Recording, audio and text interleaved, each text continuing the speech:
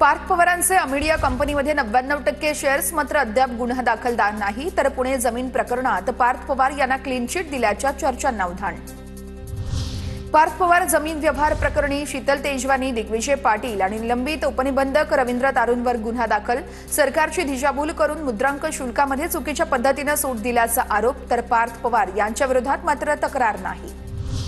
प्रकरण उघडकीस आल्याच्या 24 तासात सरकारचे जादूचे प्रयोग सुरू झालेत।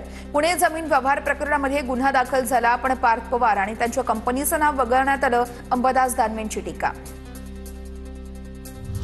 वडील पुण्याचे पालकमंत्री असताना मुलाचा 300 कोटींचा व्यवहार वडिलांना ज्ञात नाही। पार्थ पवारांवरती अजित पवारांनी दिलेल्या प्रतिक्रियेवरती दानवेंचा सवाल, तर चौकशी होईपर्यंत नैतिकता दाखवत अजित पवार यांनी राजीनामा द्यावा, दानवेंची मागणी। पार्थ पवारांकडून 1800 कोटींच्या जागेची 300 कोटींमध्ये खरेदी। पुण्यातील कोरेगाव पार्कमधील जमिनीवरून अमिडिया कंपनीवरती आरोप। स्टॅम्प ड्युटी म्हणून केवळ 500 रुपये भरले। जमीन व्यवहार प्रकरणाशी माझा दुरान्वय संबंध नाही। माझ्या नावाचा वापर करून चुकीचं काम होत असल्यास पाठिंबा नाही।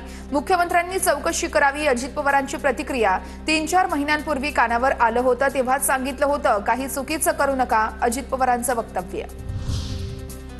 कोणतेही चुकीचं काम किंवा घोटाळा केला नाहीये। अंबादास दानवेंच्या आरोपानंतर पार्थ पवार यांच्याकडून स्पष्टीकरण, तर अधिकची माहिती देण्यास पार्थ पवार यांचा नकार।